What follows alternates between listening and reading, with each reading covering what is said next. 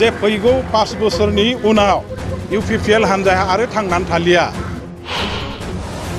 बिसोरो पार्टी सेरनानि बनजारनि अरखिया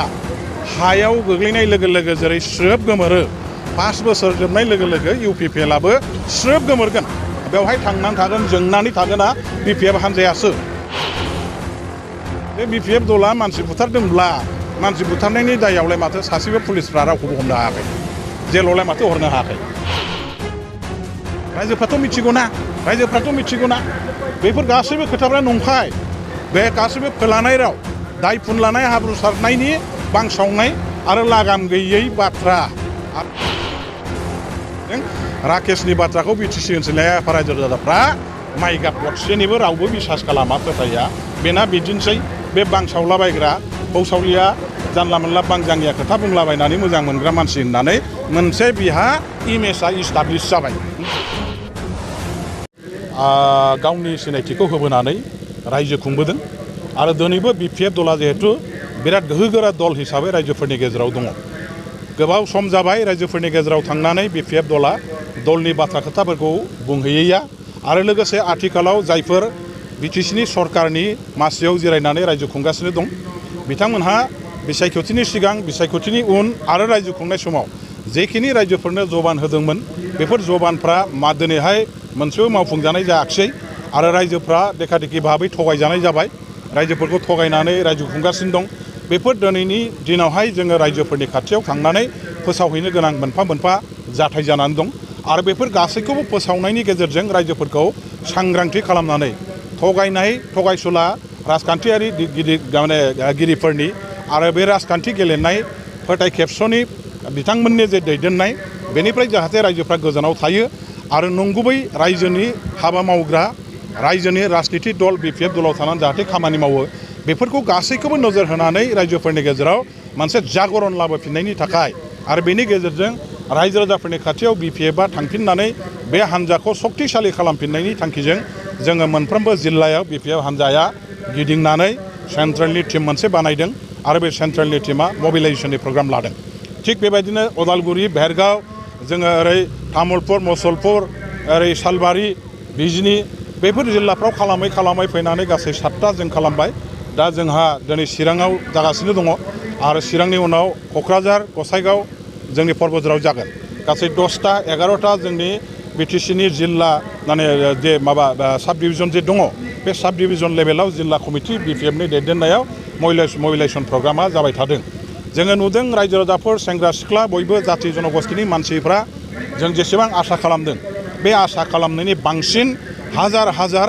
ओंखारबोनानै बेवहाय बाहागो लादों खोनासंदों आरो रायजोफ्रा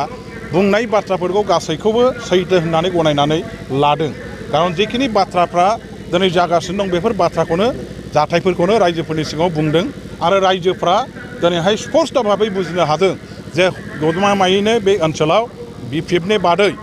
खुनु राजनितिक दलहा रायजोफोरनि जानानै जे खामानि मावमाराखै आरो खुनु दस्रा माने गुबुन राजनितिक दलफोरनि दारै जे BTC ओनसोलनि आइफोर आफा रायजो राजाफ्रा जेबो लाब जानाय नङा बे ओनसोला उन्नति जानाय नङा बे ओनसोला गोग्लैसोगोन बे ओनसोलनि रायजो राजाफ्रा खस्थ' मोननांगोन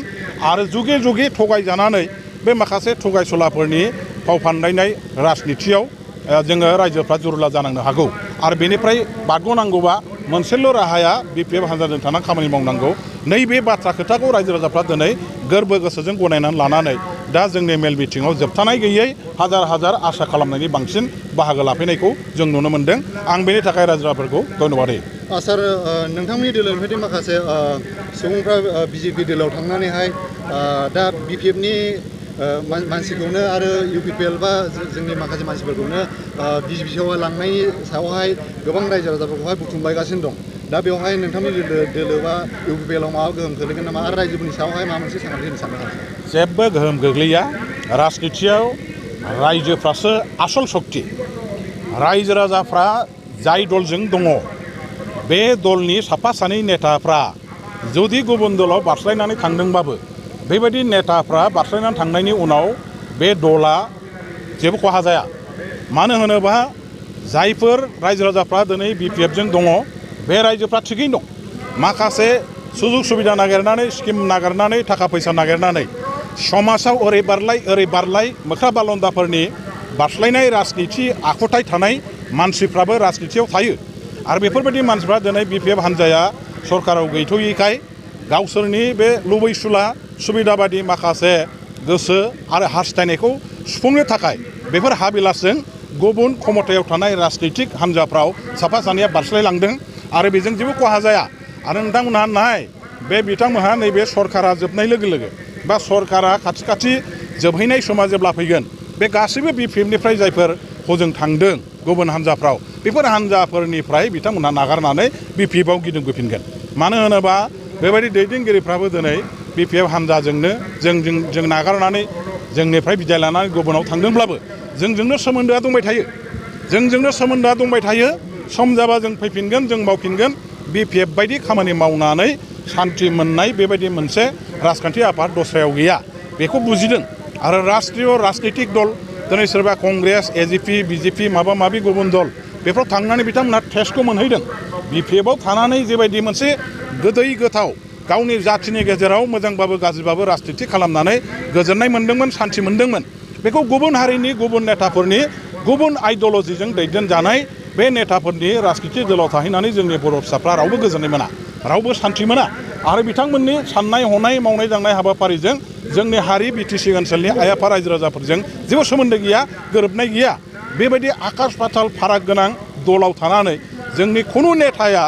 बिथांमोनहा बोसोरसे बोसोरनै थांना मावहैनो हागौ खिन्थु स्थायी भाबै रावबो मावनो हाया लासैनो बिथांमोनहा गिदिंबोगोन बिथांमोनहा बेखौ नेबाय था समाव नोंथांमोनहा गासैबो बिथांमोनखौ जोंनि गेजेराव नुफिनगोन साननैसो सिगां राकेश ब्रह्मआ जे बिपिएफ हान्जाखौ सोंखारिदों मानसि बुथारग्रा होननानै मोनसे हान्जा होननानै बेनि सायाव राजनिति दलफोरनि भाषाया गावनि हेंथा हान्जाखौ बोरैहाय रायजोफोरनि मेगनाव गाज्रि होननानै सिनायथि होनो हायो रायजोफ्रा जाहाथे गाज्रि मोनो बेनि थाखाय बेबायदि माखासे नङै बाङै जानला मोनला जाहा ताहा अनला खारियाव आगान थायै बाथ्रा खोथाफोरखौ बांसावनानै दायखौ फुनलानानै माने रायजोफोरनि सिगाङाव गाज्रि होननानै दिन्थिनो नाजायो दिनै राकेश ब्रह्मआबो बे एखे उद्देश्यजोंनो बुंदों बिथांमोनहा गोसोआव मोनसे गिखांनाया फैबाय बिथांमोननि आथिं सिंनि हाया दिनै मोनफा मोनफा गिसिखालांबाय गुगालांबाय जे फैगौ 5 बोसोरनि उनाव इउपिपिएल हान्जाया आरो थांनानै थालिया बिसोरो पार्टि सेरनानि बनजारनि अरखिया हायाव गोग्लैनाय लोगो लोगो जेरै स्रोब गोमोरो 5 बोसोर जोबनाय लोगो लोगो इउपिपिएलआबो स्रोब गोमोरगोन बेवहाय थांनानै थागोन जोंनानै थागोना बिपिएफ हान्जायासो दा नैबे गावसोरनि हान्जानि बेबायदि थैहां बरबहां हां थिफुं जानानै थानांनाय अबस्थाखौ बुजिनानै बिसोरो बोरै माने हां मोनफिननो हायो नैबेनि थाखाय खाथियाव थानाय गोहोगोरा हान्जाफोरखौ बोरैहाय लोरबां थारबां खालामनो हायो नैबे थांखिजों बेबायदि गाज्रि बदनाम होनानै बांसावनानै रायजोफ्रा जाहाथे गाज्रि मोनो बिनि खायदा बुद्धि खालामबाय थादों खिन्थु रायजोफ्रा बयबो मिथिगौ जे बिपिएफ दला मानसि बुथारदोंब्ला मानसि बुथारनायनि दायावलाय माथो सासेबो पुलिसफ्रा रावखौबो हमनो हायाखै जेलावलाय माथो हरनो हायाखै आरो बिदि गैयाब्ला मानसि बुथारदों होननाय दायालाय बोरैथो नों बुंब्लानो बोरैहाय रुजुनांगौ रायजोफ्राथ' मिथिगौना बेफोर गासैबो खोथाफ्रा नंखाय बे गासैबो फोलानाय राव दाय फुनलानाय हाब्रु सारनायनि बांसावनाय आरो लागाम गैयै बाथ्रा आरो बेबायदि लागाम गैयै बाथ्राखौ दिनै राकेशआ बुंबाय थादों राकेशनि बाथ्राखौ बिटिसि ओनसोलनि रायजो राजाफ्रा माइ गाब गदसेनिबो रावबो बिसास खालामा फोथाया बेना बिदिनोसै बे बांसावलाबायग्रा हौसावलिया जानला मोनला बांजांगिया खोथा बुंलाबायनानै मोजां मोनग्रा मानसि होननानै मोनसे बिहा इमेजआ इस्टाब्लिश जाबाय ओंखायनो बिनि खोथाखौ बारा गुरुत्त' होनांगौ होननानै रायजो राजाफ्रा साना आंबो साना जों बयबो साना आरो नोंथांमोनहाबो साननाङा